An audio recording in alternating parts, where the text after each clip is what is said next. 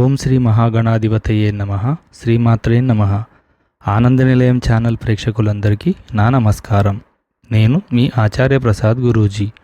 ఈరోజు మనం ఈ వీడియోలో గోత్రం అంటే ఏమిటి, మన హిందూ సంప్రదాయాల్లో గోత్రానికి ఎందుకు అంత ప్రాముఖ్యత ఉంటుందో, ఒకే గోత్రానికి చెందిన అమ్మాయి అబ్బాయి ఎందుకు పెళ్లి చేసుకోకూడదు, ఈ విషయాలన్నీ ఇప్పుడు మనం ఈ వీడియోలో తెలుసుకుందాం. ముందుగా ఈ వీడియో చూసే ముందు ఒక లైక్ కొట్టి మా ఛానల్ను సబ్స్క్రైబ్ చేసుకోండి. అలాగే జై శ్రీరామ్ అని కామెంట్ చేయండి. క్రీస్తుపూర్వం 7వ శతాబ్దంలో రాసిన చందోపాధ్యాయ ఉపనిషత్ అనే గ్రంథం నుండి తీసుకున్నాం. అప్పట్లో సత్యకాముడు అనే యువకుడు ఉండేవాడు. అతను వేద విద్యలు నేర్చుకోవాలి అని అనుకున్నాడు.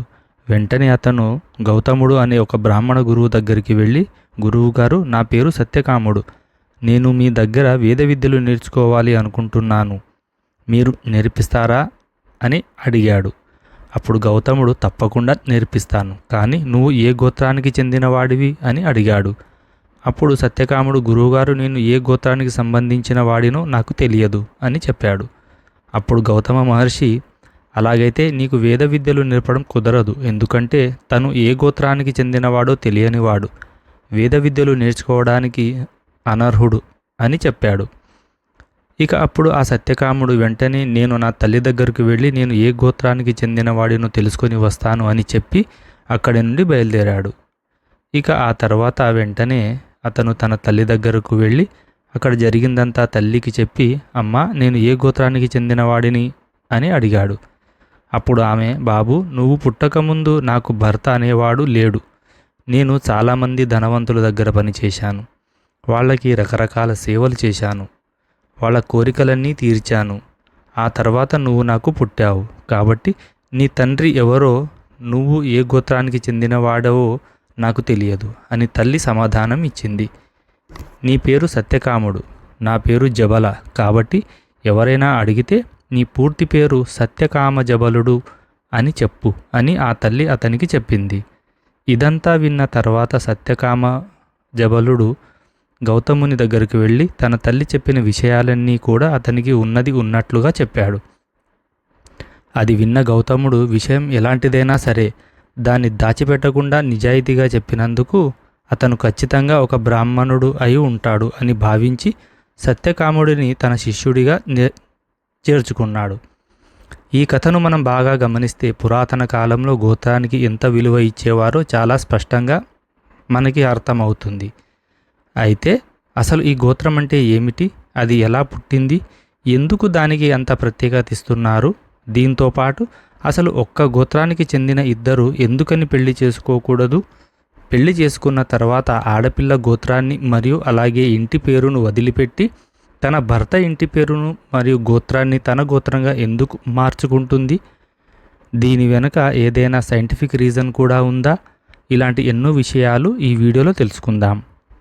మన హైందవ ధర్మం ఎంత గొప్పదో ఈ వీడియో పూర్తయ్యేలోగా మీకు అర్థమవుతుంది. సాధారణంగా మనం గుడికి వెళ్ళినప్పుడు ఏదైనా పెళ్లి, గృహప్రవేశం ఇలాంటి కార్యక్రమాలకు వెళ్ళినప్పుడు ఇంకా చాలా రకాల పూజా కార్యక్రమాల్లో ఈ గోత్రం అనే పదాన్ని ఎక్కువగా వింటూ ఉంటాం. ప్రతి హిందూ కుటుంబం కూడా ఏదో ఒక గోత్రాన్ని కలిగి ఉంటుంది. కాబట్టి అసలు ఈ గోత్రం అంటే ఏమిటి, అది ఎలా పుట్టింది, ఇలాంటి విషయాలు ఇప్పుడు మనం ఈ వీడియోలో తెలుసుకుందాం. హిందూ పురాణాల్లో ఋగ్వేదం, యజుర్వేదం, సామవేదం, అథర్వణ వేదం అని 4 వేదాలు చాలా ముఖ్యమైనవి. ఇందులో ఋగ్వేదంలో గోత్రం గురించి మొత్తం వివరంగా చెప్పారు. దీని ప్రకారం గోత్రం అనే పదంలో గో అంటే గోవు అని అర్థం, అంటే వాటిని రక్షించే స్థలం లేదా అవి ఉండే స్థలం అని అర్థం.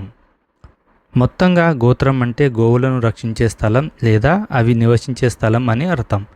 ఒక పెద్ద ఆవుల గొట్టంలాగా మన దేశంలోని హిందూ సమాజంలో ఈ గోత్రం మన విధానం దాదాపు క్రీస్తుపూర్వం 1500 సంవత్సరాల కంటే ముందు నుండే ఉంది. ఆ రోజుల్లో మన దేశంలో కరెన్సీ అనేది అమలులో లేదు. ప్రతి ఒక్కరూ తమ దగ్గర ఉన్న వస్తువులను ఇచ్చిపుచ్చుకుంటూ తమకు కావలసిన వస్తువులు తెచ్చుకునేవారు. దీన్ని వస్తు మార్పిడి అని విధానం అని అనేవారు. ఇదే విధంగా ఆ రోజుల్లో పెద్ద పెద్ద ఇల్లు, స్థలాలు, పొలాలు ఇలాంటి ఆస్తులు లేవు. ఆవులకు మాత్రమే ఆస్తులులాగా పరిగణించేవారు. ఎవరి దగ్గర ఎక్కువ ఆవులు ఉంటే సమాజంలో వాళ్ళే ధనవంతులు. అయితే సాధారణంగా బ్రాహ్మణ కుటుంబీకుల దగ్గర ఆవులు ఎక్కువగా ఉండేవి. వీళ్ళు ఎక్కువగా యజ్ఞాలు చేయడం ద్వారా రాజుల నుండి వాళ్లకు ఆవులను బహుమతంగా ఇచ్చేవారు. ఆ కాలంలో వన్యప్రాణులు కూడా ఎక్కువగా ఉండేవి. అందువల్ల వీటిని బాగా రక్షించడానికి, మంచిగా పెంచడానికి ఈ బ్రాహ్మణులంతా ఆవులు అన్నిటినీ ఒకే చోట ఒక గుంపులాగా ఉంచేవారు. వాటిని మేత కోసం తీసుకువెళ్ళినప్పుడు ఒక గుంపులో ఉండే ఆవులు ఇంకొక గుంపులో కలవకుండా ఈ గోవులు ఫలానా గుంపుకు చెందినవి అని గుర్తుపెట్టుకోవడానికి అనుకూలంగా ఆ గోవుల గుంపుకి ఒక పేరును పెట్టుకునేవారు. దీన్ని గోత్రం అంటారు. అయితే మొదట్లో ఈ గోత్రం అనేది ఆవుల గుంపుకు మాత్రమే సంబంధించినదిగా పరిగణించినప్పటికీ గడిచే సమయం కొద్దీ దీన్ని మనుషులకి, కుటుంబీకులకి కూడా సంబంధించేలా భావించడం మొదలుపెట్టారు. అయితే ఈ గోవులు అనేది బ్రాహ్మణ కుటుంబంలోనే ఎక్కువగా ఉండేవి. కాబట్టి ఈ గోత్ర విధానం కూడా ముందుగా బ్రాహ్మణ కుటుంబంలోనే మొదలైంది. అందుకనే బ్రాహ్మణులు ఒక్కొక్క బ్రాహ్మణ ఋషి యొక్క పేరును గోత్రంగా వాడుకునేవారు. అయితే తమ ఆవుల మందకి ఒక ఋషి పేరు పెట్టుకునేవారు. ఆ తర్వాత అవే పేర్లు వాళ్ళ కుటుంబానికి కూడా వచ్చాయి. ఇక రోజులు గడిచే కొద్దీ పవిత్రమైన పూజలు చేయడంలో గోత్రానికి చాలా ప్రాముఖ్యత ఇచ్చారు. దీనికి సంబంధించిన విషయాలన్నీ కూడా క్రీస్తుపూర్వం 700 సంవత్సరాల కంటే ముందు రాసిన ఛందో ఉపనిషద్ అనే గ్రంథంలో ఉన్నాయి. తర్వాత కాలంలో సంస్కృత భాషావేత్త అయిన పాణిని గారు తను రాసిన అష్ట అధ్యయన గ్రంథంలో గోత్రాన్ని వంశపార్యపరంగా వారసత్వంగా తీసుకురావడం వంటి విషయాల గురించి చెప్పారు. ఈయన తన ప్రతి గోత్రానికి ఒక మూల పురుషుడు ఉంటాడు, అంటే ఆ వంశం ఇతనితోనే మొదలవుతుంది అని అర్థం. మూల పురుషుడిని గుర్తుంచుకోవడానికి వీలుగా అతని పేరుతోనే గోత్రం ఉండేది. అంటే వశిష్ఠ గోత్రం, విశ్వామిత్ర గోత్రం. అలాగా ఆయనకు పుట్టిన కొడుకుని తక్షణ సంబంధం ఉన్నవాడిగా కన్సిడర్ చేశారు. ఆ తర్వాత ఆ కొడుకు పుట్టిన మరొక కొడుకు అంటే మూల పురుషుని యొక్క మనవడి నుండి గోత్రం అనే భావన మొదలవుతుంది. ఆ మనవడు మరియు అతనికి పుట్టిన పిల్లలు మరియు వాళ్లకు పుట్టిన పిల్లలు, ఇలా వంశం మొత్తం కూడా ఆ కుటుంబం యొక్క మూల పురుషుని పేరుని తమ గోత్రంలాగా భావిస్తూ ఉంటారు. అంటే వాళ్ళు అతని వారసులు అని అర్థం. అయితే శతపాత బ్రాహ్మణం, బృహన్యక ఉపనిషత్ అనే గ్రంథాల ప్రకారం ఈ మూల పురుషులు మొత్తం 7 అంటారు. వారే ఆత్రేయ ఋషి, భరద్వాజ మహర్షి, గౌతమ మహర్షి, జమదగ్ని మహర్షి, కశ్యప మహర్షి, వశిష్ఠ మహర్షి మరియు ఆ తర్వాత విశ్వామిత్ర మహర్షి. ఇలా 7 మంది బ్రహ్మదేవుని మానసపుత్రులని ఈ ప్రపంచంలో ఉన్న బ్రాహ్మణులందరూ కూడా వీరిలో ఎవరో ఒకరి నుండి వచ్చిన వారు అని బ్రాహ్మణులు నమ్ముతారు. కొన్ని సంవత్సరాలు గడిచిన తర్వాత ఈ 7 మూల పురుషులతో పాటు అగస్త్య మహర్షిని కూడా 8వ మూల పురుషుడిలాగా గుర్తించారు. ఎందుకంటే ఈయన దక్షిణ భారతదేశంలో హిందూ మత వ్యాప్తికి ఉపయోగపడ్డారు. ఇలా మొత్తం 8 మంది మూల పురుషులు ఉన్నారు. ఇక తర్వాత కాలంలో జనాభా పెరిగే కొద్దీ ఈ 8 గోత్రాలు సరిపోలేదు. అందుకే గోత్ర అవయవ అనే పేరుతో ఇంకా కొన్ని ఉపగోత్రాలను తీసుకువచ్చారు. ఇలా దాదాపు 49 గోత్రాలు వచ్చాయి.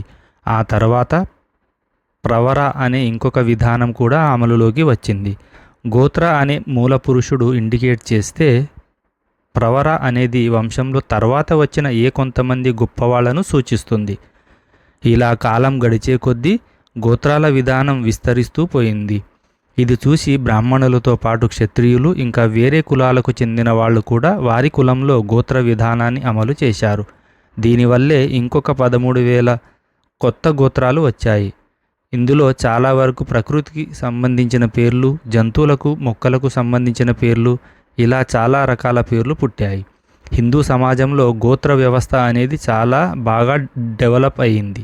ఇంకొక విషయం ఏంటి అంటే హిందువులని చూసి జైనులు, బుద్ధులు కూడా వాళ్ళ సంప్రదాయాల్లో గోత్రాలను తీసుకువచ్చారు. కొన్ని గోత్రాలు మాత్రం ఒక ఋషి పిల్లల నుండి వచ్చాయి. ఉదాహరణకు మార్కండేయ గోత్రం అంటే మార్కండేయ ఋషి అతని నుండి పుట్టిన వాళ్ళు. ఆ తర్వాత కౌండిన్య గోత్రం అంటే కౌండిన్య ఋషి నుండి పుట్టిన వాళ్ళు. ఇలాంటి ఇంకా కొన్ని గోత్రాలు కూడా బ్రాహ్మణ ఋషుల నుండి వచ్చాయి. మరి అసలు గోత్రాలకు ఎందుకు తీసుకొచ్చారు? ఈ గోత్ర విధానాన్ని తీసుకురావడం వల్లే సమాజంలో చాలా మార్పులు జరిగాయి. యజ్ఞయాగాలు చేయడం, పెళ్లి చేసుకోవడం లాంటి వాటిలో చాలా మార్పులు వచ్చాయి. సమాజాన్ని ఆరోగ్యంగా ఉంచడానికి, మంచి జీవితాన్ని జీవించడానికి అవసరమైన కొత్త రూల్స్ వచ్చాయి. అందులో చాలా ముఖ్యమైనది ఒకే గోత్రానికి చెందిన అమ్మాయిని పెళ్లి చేసుకోకూడదు. అంటే దీని ప్రకారం అమ్మాయి, అబ్బాయి ఒకే గోత్రానికి చెందినవారు అయి ఉండకూడదు. ఎందుకంటే గోత్రం అనేది మూల పురుషుని గుర్తు చేస్తుంది అని ఇందాకే చెప్పుకున్నాం కదా. ఇక పెళ్లి చేసుకునే అమ్మాయి మరియు అబ్బాయి ఒకే గోత్రానికి చెందినవారు అయితే వాళ్ళిద్దరూ కూడా ఒకే మూల పురుషునికి వారసులు అవుతారు. అంటే ఒకే తండ్రికి పుట్టిన ఇద్దరు పిల్లలులాగా. ఇంకా వివరంగా చెప్పాలి అంటే వీళ్ళిద్దరూ అన్నా చెల్లెళ్ళు అవుతారు. కాబట్టి ఇలా పెళ్లి చేసుకోవడం అనేది తప్పు అని హిందూ పురాణాలు చెబుతున్నాయి. అగ్ని పురాణం లాంటి గ్రంథాల్లో దీని గురించి చాలా స్పష్టంగా రాశారు. వేరువేరు గోత్రాలు ఉన్నంత మాత్రాన దగ్గర బంధుత్వం ఉన్న అమ్మాయి, అబ్బాయి కూడా పెళ్లి చేసుకోకూడదు. అంటే మేనమామ, మేనత్త పిల్లలని ఇలా అయితే ఇలాంటి నియమాలు పెట్టడానికి గల కారణం ఏంటి అంటే జన్యు లోపాలు రాకుండా జాగ్రత్త పడడం అన్నట్లు. అవును, మీరు విన్నది నిజమే. దగ్గర బంధుత్వం ఉన్నవాళ్ళు లేదా ఒకే రక్తాన్ని పంచుకున్న వాళ్ళు పెళ్లి గనక చేసుకుంటే వాళ్లకు పుట్టిన పిల్లలకి చాలా రకాల ఆరోగ్యపరమైన సమస్యలు వస్తాయి. ఇదేదో హిందూ ధర్మంలో పుట్టించింది కాదు. ఇప్పటికీ కూడా డాక్టర్స్ చెబుతున్నారు. ఎంతోమంది డాక్టర్స్ మేనమామని పెళ్లి చేసుకోవద్దు అని ఇప్పటికే చెప్తూ ఉన్నారు. ఎందుకంటే వాళ్లకు పుట్టిన పిల్లలకు జీన్స్ లోపాలు వస్తాయి. సమాజంలో మీరు కూడా ఇలాంటివి చాలానే చూస్తూ ఉంటారు. ఏదైనా జరిగితే మేనరికం పిల్లలు అని అడుగుతారు. ఇలాంటి హెల్త్ ఇష్యూస్ వస్తాయి అని మన వాళ్ళు వేదకాలంలోనే కనిపెట్టారు. ఎలా కనిపెట్టారో తెలుసా? ఆవుల కాన్సెప్ట్ ఒకటి చెప్పుకున్నాం కదా. అలా ఒక ఆవు అదే మందలో ఇంకొక దానితో మీటింగ్ చేస్తే వాటికి పుట్టిన పిల్లలు చాలా బలహీనంగా ఉండేవట. అందుకనే అప్పట్లో బ్రాహ్మణులు అలా చెయ్యనిచ్చేవారు కాదు. ఈ మీటింగ్ అనేది వేరే మందలోని ఆవులతో చేయించేవారు. అలా వేరే రక్తం పంచుకున్నాయి కాబట్టి వాటికి పుట్టే పిల్లలు కూడా మంచిగా పుట్టేవి.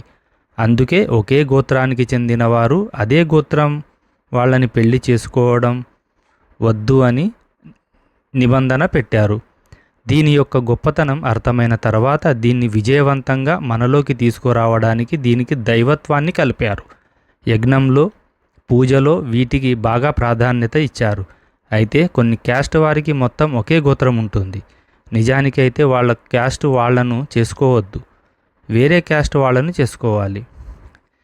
ఈ గోత్రం అనే కాన్సెప్ట్ అది బ్రిటిష్ కాలంలో వచ్చిన క్యాస్ట్లు కొన్ని ఉన్నాయి. అది కాకుండా పురాతన కాలం నుండి కొన్ని కేసులు వచ్చాయి. వాళ్ళంతా ఒకే గోత్రానికి చెందిన వాళ్ళు ఉండేవాళ్ళు. వాళ్ళు వేరే క్యాస్ట్ వారిని పెళ్లి చేసుకునేవారు. చెప్పాలి అంటే బ్రిటిష్ వాళ్ళు వచ్చే వరకు కోలా వ్యవస్థ అనేది అంతగా లేదు. ఇలా ఇంటర్ క్యాస్ట్ మ్యారేజ్ అనేది అప్పుడు ఏం తప్పు కాదు. మన క్యాస్ట్కి ఇంపార్టెన్స్ ఇచ్చి గోత్రాలను పక్కన పెడుతున్నాం. కానీ అప్పుడు ఇలా ఏం ఉండేది కాదు. అందుకే అంటున్నాం. ఇప్పటికీ కొన్ని క్యాస్ట్లో మొత్తం క్యాస్ట్లు కూడా ఒకే గోత్రం ఉంటుంది. కాబట్టి క్యాస్ట్ చూడకుండా గోత్రం అడిగి వివాహం చేసుకోండి.